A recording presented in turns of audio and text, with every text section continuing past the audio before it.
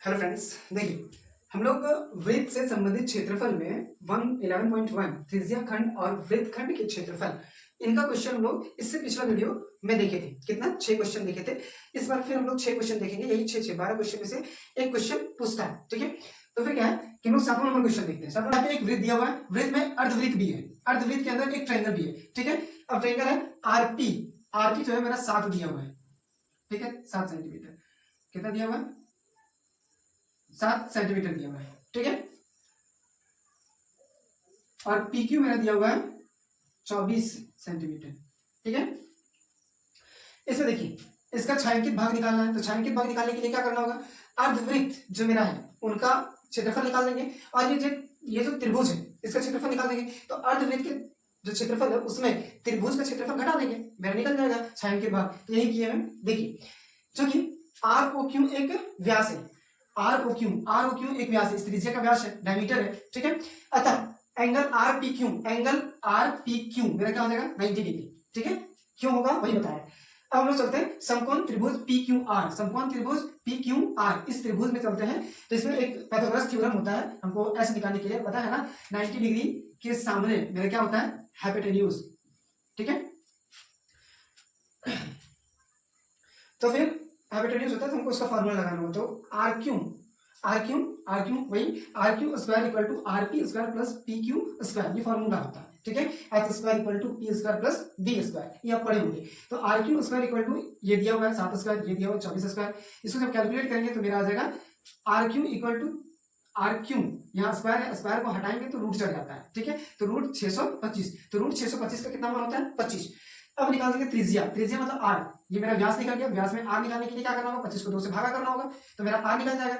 अब देखिए अर्धवृत्त का क्षेत्रफल निकालने का फॉर्मूला क्या होता है। अर्धवृत्त निकालने के लिए हम 1/2 पाई आर स्क्वायर भी ले सकते हैं, या पाई आर स्क्वायर बाय 2 भी लिख सकते हैं, कोई दिक्कत नहीं। तो इनमें हम क्या किए, ये लिख के इसमें हम सारा पुट कर दिए। 1/2 पाई का मान 22/7, 22/7 गुना आर का मान 25/2, 25/2। अब इसको कैलकुलेट कीजिएगा तो आ जाएगा 6875/28 सेंटीमीटर, ये मेरा निकल जाएगा अर्धवृत्त का क्षेत्रफल। अब निकालेंगे त्रिभुज आर पी क्यू का क्षेत्रफल, ये त्रिभुज आर पी क्यू का क्षेत्रफल। तो त्रिभुज का क्षेत्रफल क्या होता है, 1/2 आधार गुना ऊंचाई, है ना। तो 1/2 आधार मेरा क्या है आरपी, ये 7 सेंटीमीटर है, पी क्यू मेरा क्या है ऊंचाई 24 सेंटीमीटर है, इसको कैलकुलेट करेंगे तो आ जाएगा मेरा 84 सेंटीमीटर। अब छायांकित भाग निकालने के लिए क्या बोले, अर्धवृत्त के क्षेत्रफल में जो मेरा त्रिभुज का जो क्षेत्रफल निकला है उनको माइनस कर देंगे। तो अर्धवृत्त का क्षेत्रफल मेरा कितना निकलता है, कितना, और त्रिभुज का कितना निकला 84। अब इसको माइनस कर देंगे, इसको जब कैलकुलेट कीजिएगा तो आ जाएगा 4527/28 सेंटीमीटर। ठीक है, ऐसे बनाना होता है। अब चलिए हम नेक्स्ट क्वेश्चन पे चलते हैं। नेक्स्ट क्वेश्चन क्या है, एक आपको दिया हुआ है चतुर्थांश। ठीक है, चतुर्थांश दिया हुआ है OPBQ, OPBQ चतुर्थांश है, उसमें एक वर्ग बना हुआ है। ठीक है, वर्ग बना हुआ है। अब ये जो छायांकित भाग है उसका क्षेत्रफल निकालना है। तो क्या करेंगे, उससे पहले हमको देखिए एक फॉर्मूला होता है, वर्ग OABC, वर्ग OABC का विकर्ण, विकर्ण OB, विकर्ण मतलब होता है डायमीटर, विकर्ण मतलब डायमीटर। ठीक है, तो उसका फॉर्मूला क्या होता है, एक भुजा, ये चारों भुजा में से किसी एक भुजा का मान हम ले लेंगे। क्यों ले लेंगे, क्योंकि चारों बराबर होता है वर्ग में। ठीक है, तो किन्हीं एक का लेंगे, a गुना √2, तो 20 गुना √2 सेंटीमीटर, ये मेरा क्या निकल जाएगा 20 गुना √2, ये मेरा निकल गया विकर्ण। अब विकर्ण निकालने के बाद, विकर्ण निकालने के बाद अब देखिए मेरा r निकल गया, कैसे निकल गया, देखिए यहां से यहां तक त्रिज्या है उस सर्कल का, उस वृत्त का त्रिज्या है ना मेरा OB, तो OB मेरा क्या निकल गया, OP और OB या OQ तीनों क्या होगा, बराबर होगा, त्रिज्या तीनों है, ये वाला लाइन, ये वाला लाइन, ये वाला लाइन, तीनों बराबर होगा, तो रूट मतलब 20√2 सेंटीमीटर। ठीक है, अब छायांकित भाग निकालेंगे, तो कैसे निकालेंगे, चतुर्थांश का क्षेत्रफल निकालेंगे, माइनस कर देंगे वर्ग का क्षेत्रफल, मेरा निकल जाएगा। चतुर्थांश का फॉर्मूला क्या होता है, आप 1/4 पाई आर स्क्वायर भी लिख सकते हैं, पाई आर स्क्वायर बाय 4 भी लिख सकते हैं। तो पाई आर स्क्वायर 4 लिखा हुआ है, माइनस वर्ग का क्षेत्रफल जानते हैं, ये भुजा स्क्वायर, इसका क्षेत्रफल। तो यहाँ देखिए यहाँ एक बात लिख दिया कि पाई का मान आप 3.14 यूज कीजिए, तो 3.14 3.14 गुना 25√2 का स्क्वायर, ठीक है, बाय 4 हो जाएगा, -20√2। अब इसको कैलकुलेट कीजिएगा तो मेरा आंसर आ जाएगा क्या, 228 सेंटीमीटर। तो चलिए हम नेक्स्ट क्वेश्चन की तरफ देखिए। 9 नंबर क्वेश्चन, 9 नंबर क्वेश्चन में क्या है कि देखिए एक वृत्त है, और वृत्त के अंदर एक और वृत्त है। ठीक है, और वृत्त के अंदर एक अर्धवृत्त है। ठीक है, और उसके अंदर 2 ट्रायंगल है, समझ में आ रहा है। अब इनमें बोले जो छायांकित भाग है ना, इसको आप निकालिए, उसका क्षेत्रफल निकालिए। तो क्या करना होगा, कैसे निकालेंगे, तो देखिए कैसे निकालेंगे।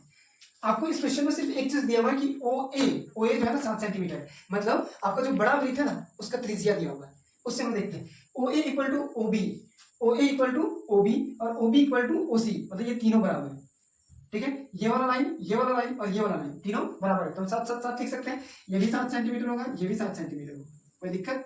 ठीक। अब हम लोग चलते हैं A B equal to O A plus O B. A B जो लाइन है वो ओ ए और ओ बी को जोड़ देंगे तो ए बी बन जाएगा, इक्वल टू क्या होगा 7 प्लस 7 14 सेंटीमीटर, मतलब बड़ा वृत्त का हम जो है व्यास निकाल देंगे, ठीक है। अब छायांकित भाग का क्षेत्रफल कैसे निकालेंगे?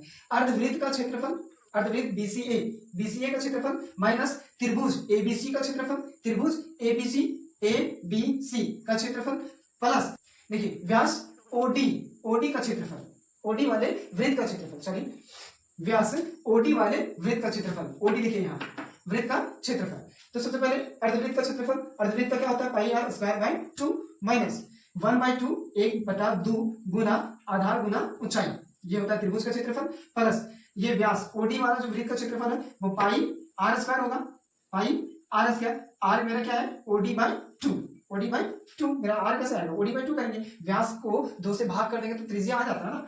अब इसके बाद क्या है इसको पुट करते जाएंगे, तो पाई का 22/2 2 नीचे आर स्क्वायर 7 का स्क्वायर माइनस 1/2 ए बी मेरा 14 सेंटीमीटर, ओ सी मेरा 7 सेंटीमीटर, पाई 22/7 ओडी 7 और 2 नीचे। अब इसको कैलकुलेट करेंगे 77 आ जाएगा माइनस 49 प्लस 77/2, इसको कैलकुलेट करते करते फिर मेरा आंसर आ जाएगा 66.5 सेंटीमीटर। कोई दिक्कत समझ में आएगी कैसे निकालते हैं इसको? ठीक है। अब हम लोग 10वां नंबर क्वेश्चन में जाते हैं। 10वां नंबर क्वेश्चन इस तरह का फिगर है, यहाँ 4 को चतुर्थांश दिया हुआ है, एक को बीच में वृत्त दिया हुआ है और ये पूरा जो है वर्ग है, तो हम कैसे निकालेंगे? चारों चतुर्थांश का क्षेत्रफल एक वृत्त का क्षेत्रफल जोड़ देंगे और वर्ग के क्षेत्रफल में घटा देंगे, बस यही करना है। इसके लिए क्या क्या जरूरत पड़ेगा तो देखते हैं। आर का जरूरत पड़ेगा, तो देखिए चतुर्थांश के लिए थीटा इक्वल टू 90 डिग्री, जानते हैं कि वर्ग का चारों कोना 90 डिग्री कौन होता है, आर इक्वल टू 1 सेंटीमीटर, इसमें दिया हुआ है आर इक्वल टू मेरा क्या है 1 सेंटीमीटर, ठीक है। त्रिज्या 4 चतुर्थांश का क्षेत्रफल ये चार होता है 1 2 3 4, 4 चतुर्थांश का क्षेत्रफल 4 गुना पाई आर स्क्वायर बाय 4, 4 खत्म हो जाएगा, पाई आर स्क्वायर बचेगा, तो पाई का 22/7 आर स्क्वायर का 1 का स्क्वायर हो गया 22/7 सेंटीमीटर। वृत्त का क्षेत्रफल, वृत्त जो अंदर में है वृत्त का क्षेत्रफल पाई आर स्क्वायर प्लस 22/7 गुना 1 का स्क्वायर इक्वल टू 22/7 सेंटीमीटर। अब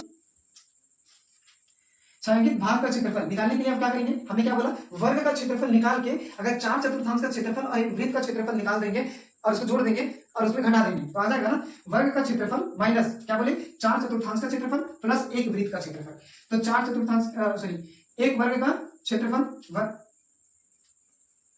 वर्ग का क्षेत्रफल भुजा स्क्वायर होता है तो 4 स्क्वायर हो जाएगा माइनस 22/7 प्लस 22/7, तो 16 माइनस 22/7 माइनस 22/7। अब देखिए यहाँ माइनस कैसे आया प्लस माइनस माइनस होगा प्लस माइनस माइनस, तो ये मेरा आ जाएगा 68.7 सेंटीमीटर। अब बोलोगे सर यहाँ 4 कैसे बैठा है, तो बाबू यहाँ 4 सेंटीमीटर जो है ना भुजा दिया हुआ है, ठीक है, तो इसलिए हमने यहाँ 4 बैठा है, कोई दिक्कत? तो चलिए अब हम लोग नेक्स्ट क्वेश्चन को देखते हैं।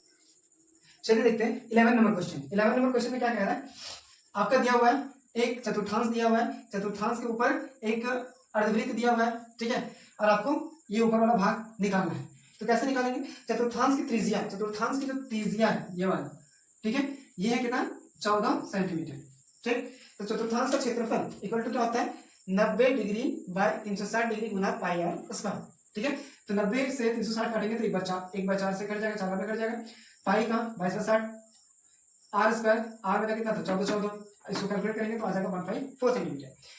त्रिभुज एबीसी में, एबीसी त्रिभुज में हम लोग देखिए एबीसी में हम देखिए ये 90 डिग्री है, पता है ना ये 90 डिग्री, इसके सामने क्या होता है एच, ठीक है, एच होता है, एच निकालने के लिए BC square equal to AC square plus AB square, BC square equal to AC भी मेरा 14 है, बीसी भी मेरा 14 है, इसको कैलकुलेट करेंगे तो मेरा √392 आएगा, इसको जब हल करेंगे तो 14√2 आएगा। तो अर्धवृत्त का त्रिज्या, अर्धवृत्त का त्रिज्या मेरा निकल गया ना, अर्धवृत्त का जो मेरा त्रिज्या है वो मेरा निकल गया, कितना निकल गया 14√2। देखिए अब अर्धवृत्त का त्रिज्या निकालेंगे तो ये मेरा कितना निकला, ये निकला था व्यास, व्यास निकला था,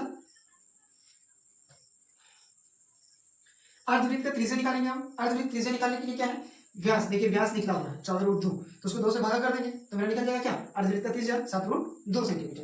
अर्धवृत्त का क्षेत्रफल निकालेंगे, अर्धवृत्त का क्षेत्रफल क्या होता है 1/2 गुना पाई आर स्क्वायर, तो इसमें हम लोग पुट करेंगे और पुट करने के बाद निकाल देंगे तो निकल जाएगा 15। त्रिभुज एबीसी का क्षेत्रफल इक्वल टू 1/2 गुना आधार गुना ऊंचाई, तो 1/2 गुना आधार और गुना ऊंचाई कितना है 98 सेंटीमीटर स्क्वायर, ठीक है। अब छायांकित भाग का क्षेत्रफल निकालेंगे, छायांकित भाग का क्षेत्रफल निकालने के लिए हमको क्या करना होगा, त्रिभुज एबीसी का क्षेत्रफल निकालना होगा, ठीक है, माइनस अर्धवृत्त का क्षेत्रफल माइनस चतुर्थांश का क्षेत्रफल। तो क्या निकला था त्रिभुज का 98, अर्धवृत्त का कितना निकला था 154 और चतुर्थांश का भी 154, 154 देखिए खत्म हो गया यहाँ, अब बचा कितना 98, ठीक है। अब हम लोग देखेंगे नेक्स्ट क्वेश्चन, इसमें क्या है कि एक आपका वर्ग दिया हुआ है, ठीक है, और जब वर्ग दिया हुआ है तो वर्ग में 2 से बनाया गया है, कौन कौन सा देखिए, इधर से भी दिखेगा चतुर्थांश दिखेगा, उधर से भी दिखेगा तो चतुर्थांश दिखेगा। दैट मींस आप यहां खड़ा होइए तो आपको ये चतुर्थांश दिख रहा है क्या, ये वाला देखिए चतुर्थांश है, अगर आप यहां खड़ा होइएगा तो इधर से चतुर्थांश दिखेगा क्या, मतलब 2 है, 2 चतुर्थांश है, ठीक है। तो समझिए चतुर्थांश DAFC का क्षेत्रफल, एफ यहां था, FC का क्षेत्रफल, ठीक है। तो क्या होगा 90/360 गुना पाई आर स्क्वायर, 90/4 से कट जाएगा, 22/7 गुना 8 गुना 8, इसको सॉल्यूशन करेंगे, हल करेंगे तो 352/7 सेंटीमीटर आएगा। अब हमको क्या है कि हम निकाल लेते हैं इस त्रिभुज का क्षेत्रफल, कौन सा त्रिभुज, ये वाला। तो देखिए त्रिभुज भी 2 है, एक इधर से है और एक इधर से है, ठीक है, 2 निकाल लेते हैं, इसके बाद 1 निकाल लेते हैं, इसके बाद 2 से गुना कर देंगे, तो 1 का क्या होगा, इसका फॉर्मूला आप जानते हैं, 1/2 गुना आधार गुना ऊंचाई, तो 1/2 गुना आधार, DC मेरा आधार हो गया और ऊंचाई हो गया AD, निकाल दिया 32 सेंटीमीटर।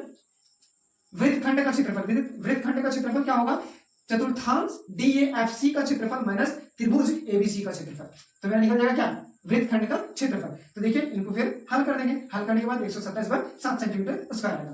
अब हम छायांकित भाग निकालेंगे, तो छायांकित भाग का क्षेत्रफल कैसे निकलेगा, तो वही है ना वृत्तखंड का क्षेत्रफल, वृत्तखंड का क्षेत्रफल जो मेरा वृत्त है उसी वृत्त का खंड का क्षेत्रफल हम निकाल लिए, ठीक है।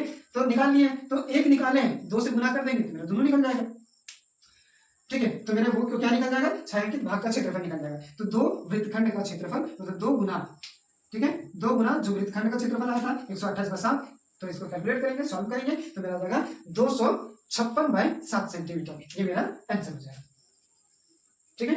अगर इस चैप्टर से कोई भी और क्वेश्चन आपसे नहीं बनता है तो प्लीज कमेंट कीजिएगा, ठीक है, ताकि हम उस क्वेश्चन को फिर से वीडियो बना के आपके पास भेज दें। और अगर इससे पहले वाला आपको जो 1 मार्क्स का, 2 मार्क्स का, 3 मार्क्स का, 4 मार्क्स का क्वेश्चन जो बनता है इस चैप्टर से, वो अगर आप नहीं देखे हैं तो जाके देख लीजिए, ठीक है, और बस थोड़ा मुझे सपोर्ट कीजिए, थैंक यू।